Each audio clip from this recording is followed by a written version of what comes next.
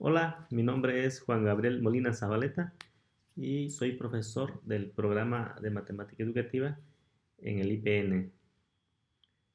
En esta plática, la comunicación de la investigación en matemática educativa a través de la teoría, haré una pequeña reflexión sobre uno de los roles de la teoría.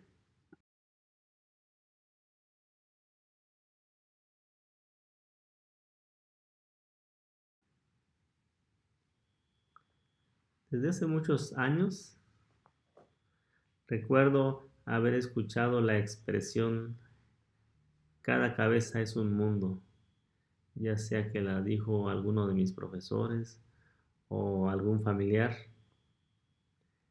En ese tiempo imaginaba que quizá lo decían porque cada persona puede tener diferentes creencias o ideas respecto a algún asunto y que hay mucha variedad en ello.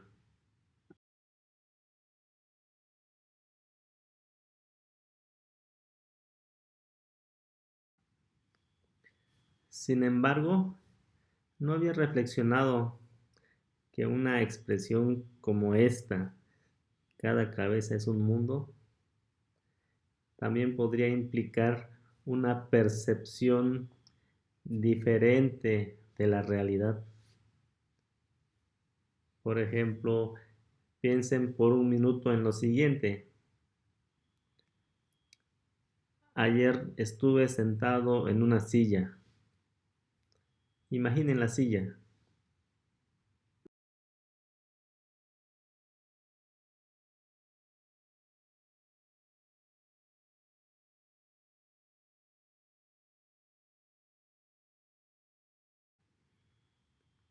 ¿Cómo imaginaron la silla? ¿De qué material imaginaron que era? ¿Qué color tenía?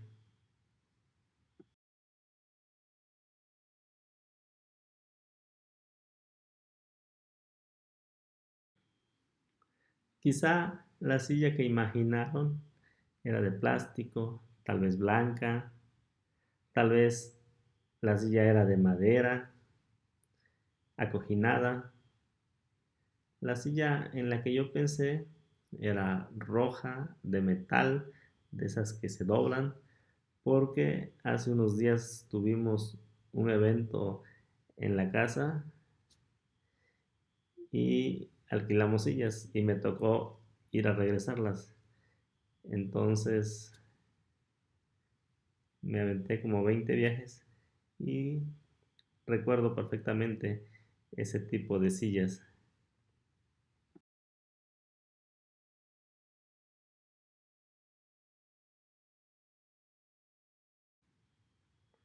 Al comunicar cierta idea, quienes la reciben la captan con ciertas variaciones.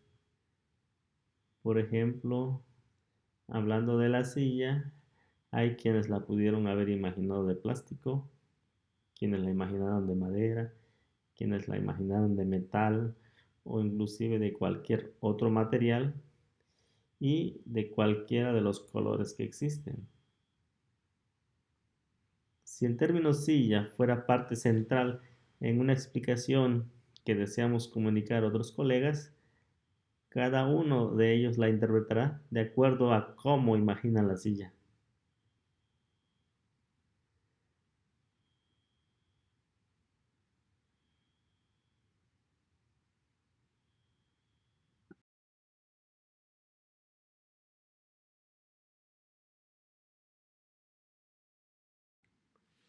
El hecho de que cuando deseamos comunicar algo a otras personas y éstas interpreten la información que se les brinda de acuerdo a sus concepciones de ello, me hizo pensar en un problema de comunicación.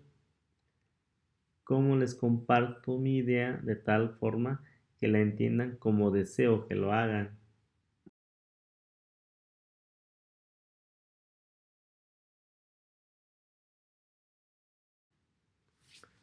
Las reflexiones anteriores me vinieron porque en cierta ocasión estaba leyendo un capítulo de un libro de Carlos Rincón Ramírez llamado Presupuestos para que un problema sea problema de investigación.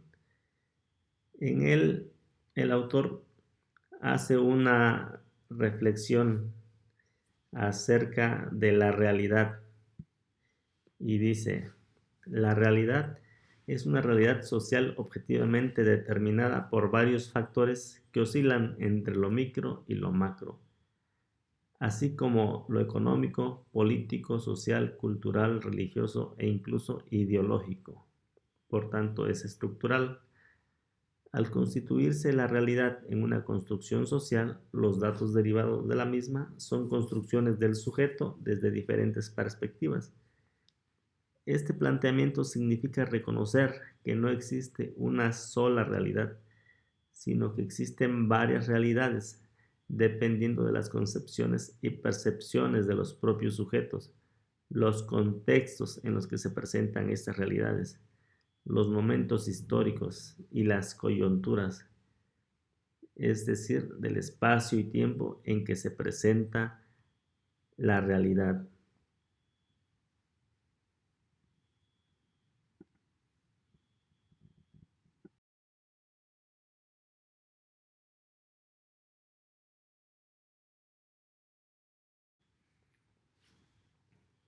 Esto me llevó a pensar en cómo comunicar nuestras ideas si cada individuo de la sociedad ha construido una realidad diferente. Entonces aquí hay un problema de comunicación.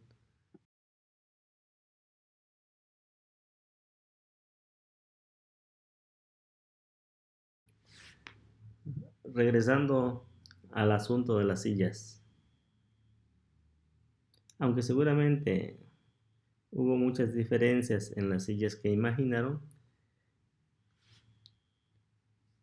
sus ideas quizá comparten ciertas características.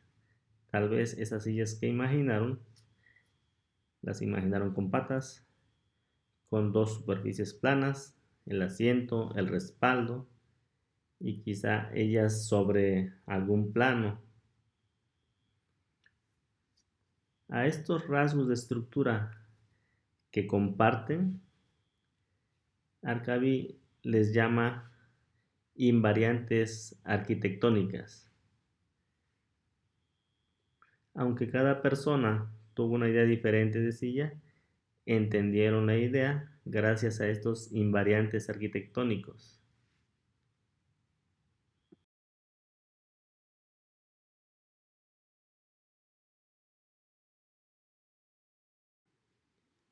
Nis, en su trabajo del 2006, expone en forma amena distintas definiciones de teoría y discute los roles de la teoría en educación matemática. Uno de esos roles es proveer terminología. En este tema inscribimos esta reflexión y solo nos enfocamos en ello.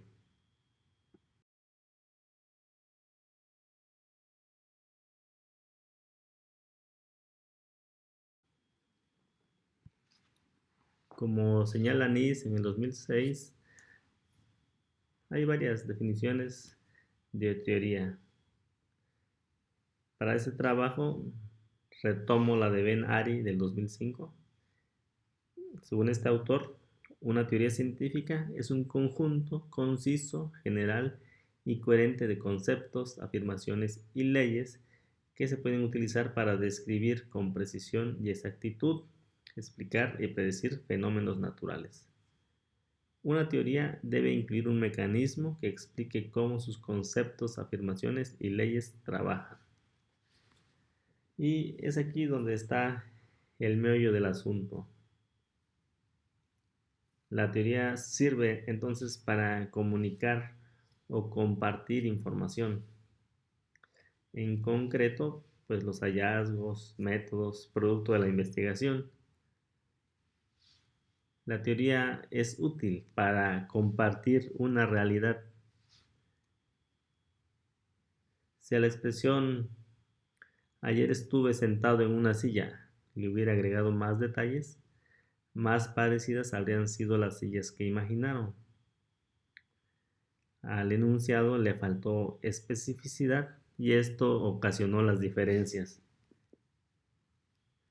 Cuando alguien comunica una teoría y al hacerlo define sus conceptos, los explica y describe cómo trabajan sus afirmaciones y leyes, brinda a sus receptores invariantes arquitectónicos de la realidad que desea comunicar. De allí que en una exposición de teoría en la que, por la razón que sea, no se definan sus términos y métodos, tiene un problema de comunicación. La teoría es un componente fundamental para que un sujeto construya un problema de investigación y lo comunique a otros. La teoría ayuda a que su mensaje sea entendido.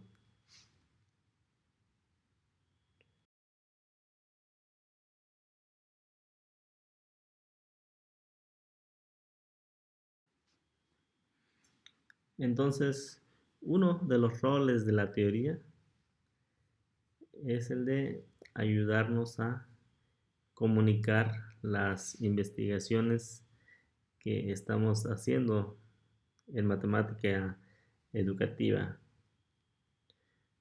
Pues en matemática educativa coexisten varias teorías con diferentes enfoques, algunas cognitivas, otras didácticas, otras sociales, otras socioculturales. Entonces, por esa razón también existen diferentes terminologías para comunicar los problemas de investigación en la disciplina. Conocer esos lenguajes en que hablan esas teorías nos permite entender cómo ven los problemas de investigación los colegas inmersos en otras perspectivas. Finalmente cierro mi reflexión con esta cita de Schoenfeld que me gusta mucho. Dice, entre más cuidadosamente uno describe ambos, las nociones teóricas y las acciones empíricas, incluyendo métodos y datos, es más probable que nuestros lectores los entiendan y los usen productivamente de manera consistente con nuestras intenciones. La precisión es esencial. La falta de especificidad causa problemas.